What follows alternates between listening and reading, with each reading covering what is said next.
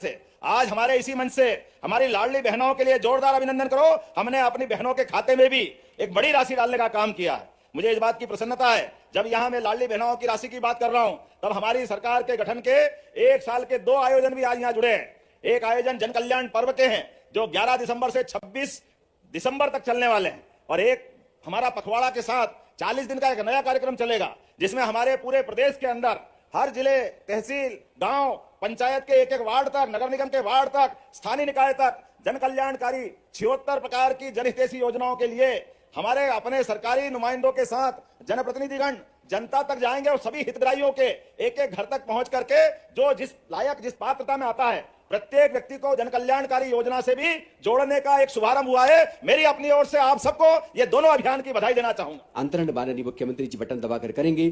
इस योजना के अंतर्गत पोषण स्तर में सुधार, परिवार के निर्णय में महिलाओं की भूमिका को सुदृढ़ करना और इस श्रेणी के अंतर्गत रुपए 1250 तथा 650 रुपए की राशि का प्रावधान किया गया है।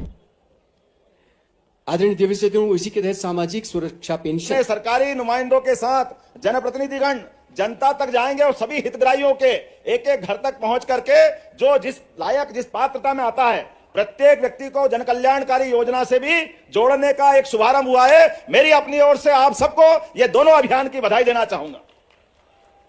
जब जन कल्याण के मार्ग पे चलने का निर्णय किया तो ये सुखद संयोग है, भगवान के मुख से जहां आज ही के दिन गीता जयंती का हमने जो उत्सव मनाया है, ये भगवान ने सांदीपनी आश्रम में स्वयं अपने को शिक्षार्थी रूप में रख करके आचार्य सांदीपनी के माध्यम से जो शिक्षा ग्रहण की, वो सारी शिक्षाओं का सार हमारे सभी प्रकार के चारों वेद, 18 पुराण, सारे उपनिषद, सारी 64 कलाएं, सबका निचोड़ उनने अपने पवित्र गीता के माध्यम से समाज को देने का प्रयास किया।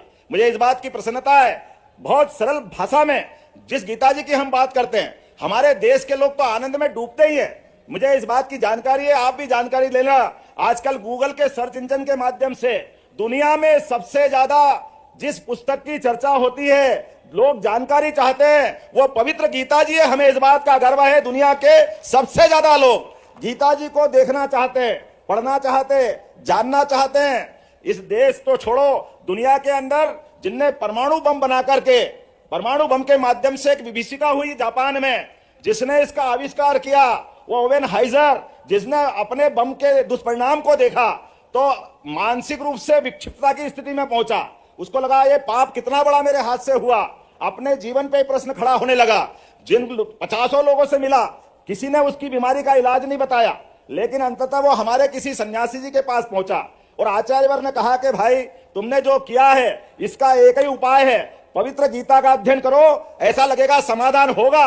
मुझे इस बात की खुशी, उनने संस्कृत सीखी, संस्कृत का पाठ समझा और बाद में गीता जी को पढ़ने के बाद उसको लगा कि मेरा जीवन धन्य हो गया, इतनी पवित्र पुस्तक मेरे जीवन में आई, मेरा सारे आविष्कार सब एक तरफ, लेकिन गीता जी के माध्यम से जो मन का समाधान हुआ है, ये हमारे लिए उस तरफ ले जाता है। आज के इस उथल पुथल भरी दुनिया में जब हम सब देख रहे हैं, डरावना माहौल बना हुआ है, ऐसे में ये पवित्र गीता जी की तरफ जो हमारा सनातन धर्म का जो इतिहास है, वो हमको फिर लालायित करता है। आओ हम सब सनातन धर्म को जाने, और जो हमारे हर कथा, भागवत, आयोजन, जब हम 4 बातें बोलते हैं, यह हमारी सारी संस्कृति से जोड़ देता।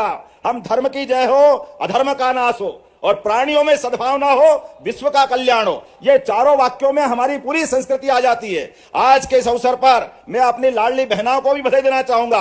आज के अवसर पर हमारी जो गरीब कल्याण की योजना है, उन योजनाओं के माध्यम से हमने गैस सिलेंडर रिफिलिंग के भी जो लगभग 350 करोड़ सभी बहनों के खाते में डाले। धर्म की जय हो, अधर्म का नाश हो, और प्राणियों में सद्भावना हो, विश्व का कल्याण हो, ये चारों वाक्यों में हमारी पूरी संस्कृति आ जाती है। आज के इस अवसर पर मैं अपनी लाडली बहनों को भी बधाई देना चाहूंगा। आज के अवसर पर हमारी जो गरीब कल्याण की योजना, मैं फिर एक बार संस्कृति मंत्रालय को बधाई देना चाहूंगा। लाभ राशि का अंतरण माननीय मुख्यमंत्री जी बटन दबाकर करेंगे। इस योजना के अंतर्गत महिलाओं का आर्थिक स्वावलंबन, उनके स्वास्थ्य और पोषण स्तर में सुधार, परिवार के निर्णय में महिलाओं की भूमिका को सुदृढ़ करना और इस श्रेणी के अंतर्गत रुपए 1250 तथा 650 रुपए की राशि का प्रावधान किया गया है। आदरणीय देवेश, इसी के तहत सामाजिक सुरक्षा पेंशन वहां नवंबर 24 जिसका दिसंबर 2024 के साथ में राशि का अंतरण किया जाना है। माननीय मुख्यमंत्री जी इस परियोजना के अंतर्गत भी राशि का अंतरण बटन दबाकर करेंगे। आपको बता दें कि मध्य प्रदेश शासन समाज के निर्धन और निराश्रित वृद्धजन, कल्याणी, दिव्यांगजन इत्यादि के कल्याण और पुनर्वास हेतु कृत संकल्पित है और इस दिशा में सामाजिक न्याय और दिव्यांगजन सशक्तिकरण विभाग के अंतर्गत 6 प्रकार की पेंशन योजनाएं संचालित की जा रही हैं।